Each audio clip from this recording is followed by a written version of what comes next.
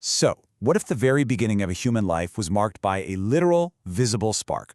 Today, we're diving into a paper that connects a tiny flash of light to one of the biggest, oldest questions we have. When does life truly begin? I mean, think about it. It's a question that brings science, philosophy, theology, and law all to the same table. We've been debating it for centuries, but this paper suggests we should be looking for the answer in a specific, observable, biological moment. And that moment, it's marked by an actual spark of light. It's called the zinc flash, and it happens at the very instant of fertilization. Yeah, you heard that right, a literal flash. Okay, so what exactly is this spark? Let's dig into the science of it for a minute, because this part is pretty amazing. So picture this. The very moment a sperm cell fertilizes an egg, the egg releases billions of zinc atoms, all at once. This massive release creates a brilliant flash of light that's actually visible under a microscope. Now, this isn't some sci-fi concept. It's a scientifically documented event. It's like a tiny fireworks show announcing that something new has just begun. Okay, so we've got a real scientific event. But how do we get from a burst of zinc atoms to something as profound as a soul? Well, this is where the paper we're examining takes a big leap. It builds a whole metaphysical theory around that spark, a theory it calls unique creation. The paper introduces this idea of unique creation. It defines fertilization not just as a biological process, but as this sacred collaboration. And it argues that this is the exact moment when a soul is imputed, or placed, into a brand new physical body. So the sequence of events the paper proposes is absolutely crucial to its whole argument. First, you get the physical union of sperm and egg. Step 2, you see the observable zinc flash. And then step 3, the unobservable metaphysical event, is the imputation of the soul. The flash is the bridge between step 1 and step 3. And this quote really gets to the heart of it. The paper isn't claiming the zinc flash is the soul. Not at all. It's suggesting that the flash could be a physical marker, a signpost for the soul's arrival. It's proposing a link between what we can see in a lab and what we can't. Now, for this whole argument to even get off the ground, the paper has to challenge a huge scientific assumption, and that's the idea that personhood is tied exclusively to the brain. This slide really lays out the two competing ideas. On one hand, you've got the standard materialist view, which is pretty much the foundation of modern neuroscience. It says consciousness comes from brain activity. No brain, no consciousness, no person.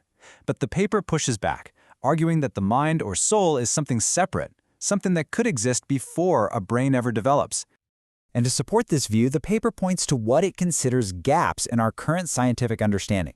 It brings up abiogenesis, how life started from non-life, which we haven't solved. It points out that we can't find one single spot in the brain where consciousness lives. Now, it is important to note that these are all areas of really active debate and research in science. They aren't settled arguments against materialism, but they're the openings the paper uses to make its case. The author uses a really interesting analogy here. Think about an fMRI scan. It can't see your thoughts or feelings, right? It sees the physical stuff, the blood flow in the brain that represents those intangible thoughts. The paper suggests we could look at the zinc flash the same way, a physical, measurable sign that points to a metaphysical, unmeasurable event. So, let's say you follow this theory. What are the consequences? Well, they're huge. It would mean completely upending our current legal and medical definitions of when a life deserves protection.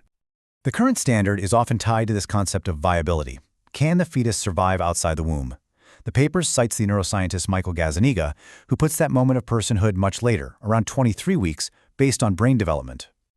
And that 23-week mark has become this incredibly critical line in legal and ethical debates for decades now. It's all based on physical development. But the unique creation theory? It comes along and argues that this entire framework is looking at the totally wrong milestone. And here's the logical conclusion of the paper's whole argument.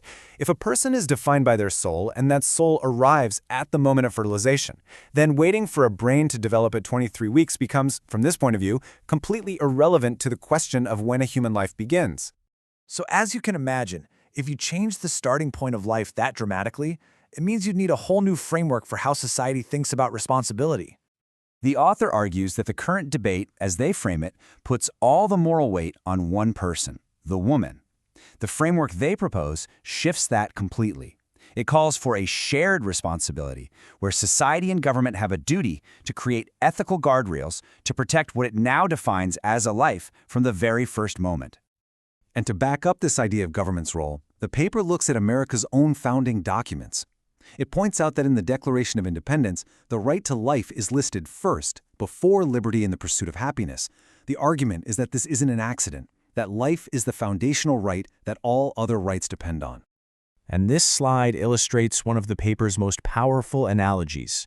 It basically says, look, as a society, we go to extraordinary lengths to protect priceless, unique works of art, like the Mona Lisa. They're invaluable. The paper then asks a very pointed question. If every single human life is also a unique and invaluable creation, why is its protection so fiercely debated? So at the end of the day, we're left with this really profound question that sits at the very heart of this paper. Can something we can measure in a lab, a flash of zinc, ever really define something we can't measure, like the arrival of a soul? And what does it mean for us if we try to use science as a bridge to understand things that might lie just beyond its reach? It's definitely a lot to think about.